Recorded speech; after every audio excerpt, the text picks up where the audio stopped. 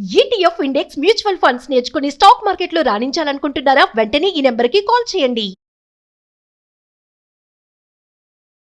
నమస్కారం.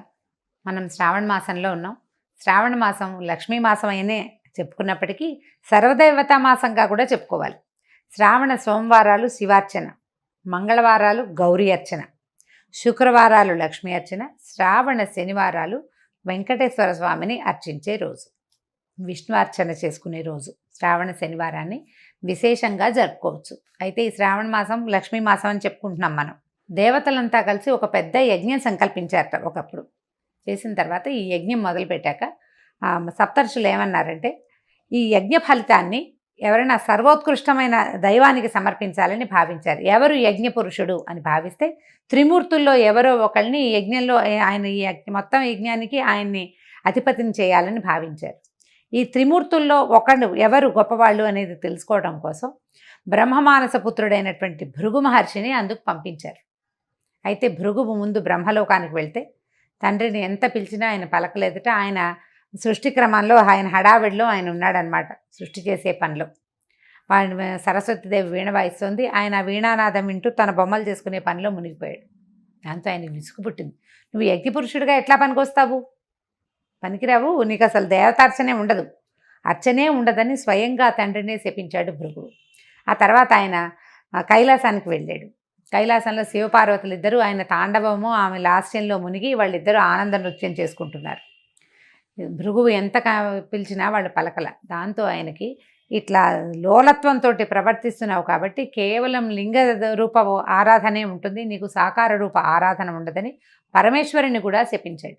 ఈయన ఒక మహర్షి, ఈయనకి శపించాలన్న ఉద్దేశం కలిగింది. అట్లా అక్కడి నుంచి మూడో వ్యక్తి అయినటువంటి శ్రీ మహావిష్ణువుని పరిశీలించడం కోసం, ఆయన యొక్క పరిస్థితి ఏమిటో చూడడం కోసం భృగు మహర్షి వైకుంఠానికి వెళ్ళారు. వెళ్ళేసరికల్లా విష్ణువు లక్ష్మీదేవి వాళ్ళ ఆనందంలో వాళ్ళు ఉన్నారు. ఆయన నిద్రలో ఉన్నాడు. నిద్రావస్థలో ఆమె పాదాలు ఒత్తుతూ మైమరపడుతోటి ఆవిడ ఉండేసరికల్లా ఆయన ఎంత పిలిచినా పలకట్లేదని కోపంతో మహావిష్ణువుని గుండెల మీద కాలుతోటి తన్నాడు.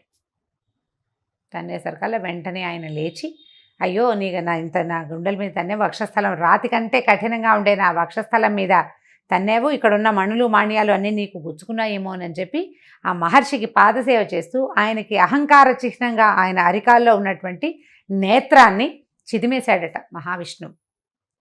దాంతో ఆయన వెంటనే భగవంతుడే తన పాదాలు పట్టుకున్నాడనే విషయాన్ని జ్ఞప్తికి వచ్చిందనమాట. అంతకుముందంతా నేను ఋషిని, బ్రహ్మజ్ఞానం కలిగిన వాడిని అహంకరించిని, ఆ అహంకారంతో తండ్రిని, సాక్షాత్తు తనకి తండ్రి అయిన బ్రహ్మదేవుణ్ణి, తర్వాత సర్వలయంకారకుడైనటువంటి పరమేశ్వరుణ్ణి కూడా శపించి ఈ మహావిష్ణువు మీద ఇటువంటి అవజ్ఞతోటి ప్రవర్తించానని చాలా సిగ్గుపడి బాధపడి ఏమనుకున్నాడంటే, ఈ యజ్ఞానికి యజ్ఞపురుషుడు మహావిష్ణువు అని నిర్ధారించుకుని వెళ్ళిపోయాడు. నిజానికి భృగు మహర్షి ఒక కల్పంలో మహాలక్ష్మికి తండ్రి, ఆమెను భార్గవి అంటారు. ఈ కల్పంలో ఈవిడ క్షీరసాగరం నుంచి ఉద్భవించిందనమాట. ఆమె కోపం పట్టలేకపోయింది. ఆయన నిన్ను తంతే నా స్థానమైన హృదయాన్ని తన్నాడు, నన్ను హృదయంలో పెట్టుకుంటానన్నావు నువ్వు, ఆ స్థానంలో తన్నాడు కాబట్టి నేను నీతోటి ఉండను, ఈ అవమానాన్ని నేను సహించలేనని వెళ్ళిపోయింది. పిల్లలు ఆయన మన కుమారుని వంటి వాడు శిశువు, మన శిశువు తంతే మనం కోపం తెచ్చుకుంటామా అని విష్ణువు బతిమలాడినా ఆవిడ ఒప్పుకోలేదు. నా శిశువైనా సరే నన్ను తనడానికి వీల్లేదని కోపగించుకుని వెళ్ళిపోయింది. ఆ వెళ్ళిపోయిన ఆవిడ భూమి మీద చేరి కొల్హాపూర్లో తపస్సు చేసుకుంటూ ఉండిపోయింది. ఈ లక్ష్మీదేవి వెళ్ళిపోయేసరికల్లా వైకుంఠం శూన్యమైపోయి మహావిష్ణువు ఆమె కోసం అని వెతుకుతూ భూలోకానికి వచ్చేసాడని, ఆ వచ్చేసిన భగవంతుడు మన అదృష్టం కొద్దీ మన తిరుమల కొండలలోనే ఉండిపోయాడు. భూమి చేసుకున్న అదృష్టం, భారతీయులు చేసుకున్న అదృష్టం, అందులోనూ తెలుగువారి అదృష్టం ఏంటంటే మహావిష్ణువు మన ప్రాంతానికి రావడం. ఆయన తిరుమల కొండల్లో ఉండగా ఆయన ఆకలి దప్పులతోటి అలమటిస్తున్నాడని, లక్ష్మీ మీద విరహంతో బాధపడుతున్నాడని తెలుసుకున్నటువంటి దేవాది దేవతలంతా కలిసి ఒక గోవుని గోవత్సాన్ని సృష్టించి ఆ ప్రాంతానికి పంపించారు.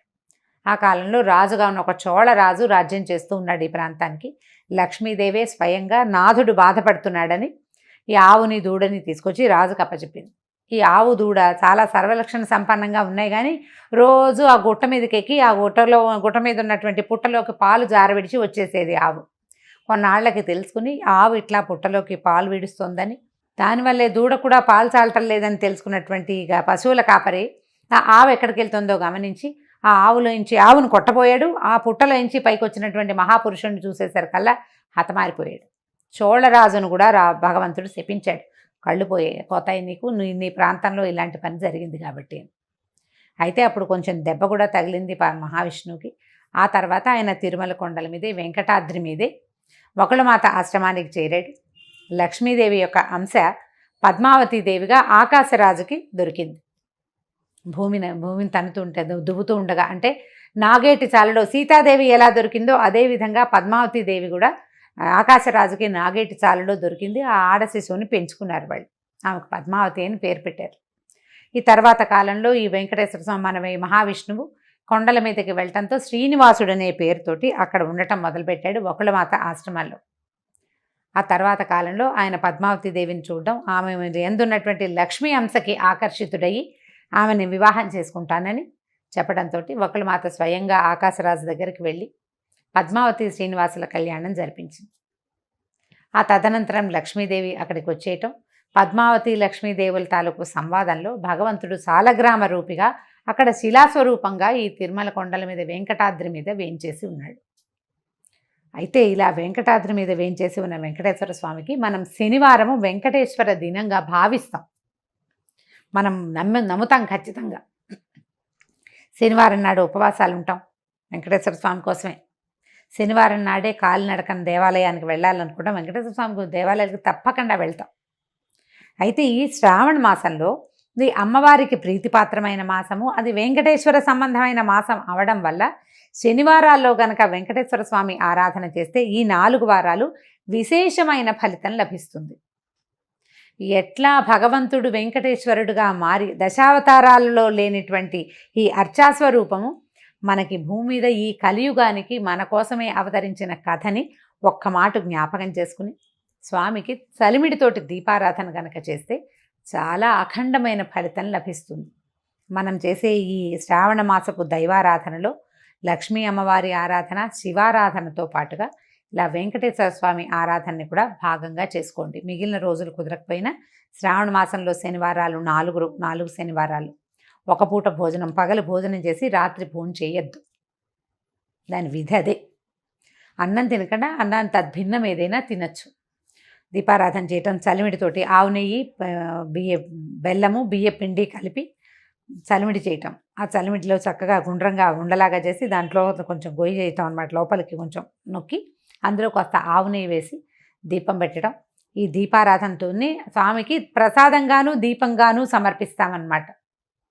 దీపారాధన అయిన తర్వాత ఆ చలిమిడిని ప్రసాదంగా స్వీకరించడం. పగలు భోజనం చేయొచ్చు, రాత్రిపూట భోజనం చేయకూడదు. ఈ 4 శనివారాలు ఇలా చేయటం వల్ల శ్రావణ మాసంలో మనకి అమ్మవారి కరుణతో పాటు అయ్యవారి తాలూకు కృపాకటాక్షాలకు కూడా మనం పాత్రలు అవుతాం. 4 వారాలు ఉన్నాయి. తొలి వారం కుదిరినా కుదరకపోయినా తర్వాత వారాలైనా చేసుకోవచ్చు. కుదిరిన వారు తప్పకుండా ఈ కథని స్మరించటము, ఇది చేసుకోవటము. అంత పెద్ద చలిమిడి పెట్టకపోయినా చిన్నగా కొద్దిగా చలిమిడి చేసి కూడా దీపారాధన చేసుకోవచ్చు. దీపారాధన చేయటం, వెంకటేశ్వర స్వామికి సంబంధించినటువంటి స్తోత్ర పాఠాలు ఏవైనా చదువుకోవటం, ఆయనతో పాటు లక్ష్మీ అమ్మవారి స్తోత్రం కూడా ఒకటి చదవటం. దీపారాధన చేసాం కాబట్టి ముందు తర్వాత ప్రసాదం, నైవేద్యం, వడపప్పు, పానకము, అరటిపళ్ళు, మీ ఓపిక. పాయసం చేస్తాం, పొంగల్ చేస్తాం అంటే అన్నీ కూడా చేసుకోవచ్చు. అవేవి చేయకపోయినా 2 అరటిపళ్ళతోటి కూడా మనం నైవేద్యాన్ని పూర్తి చేసుకోవచ్చు. పగలు భోజనం చేసి రాత్రి ఉపవాసం ఉంటే మర్నాడు పొద్దున్న మామూలుగా భోజనమే చేసేయచ్చు. దానికి ఇంకా నియమం ఏమీ లేదు. ఈ ఆలోచన చేయండి. కుదిరితే ఒక్క శనివారమైనా చలిమిడి దీపారాధన చేయండి. అది ఇంటికి మంచిదని, చలవని చెప్పబడుతోంది. నమస్కారం.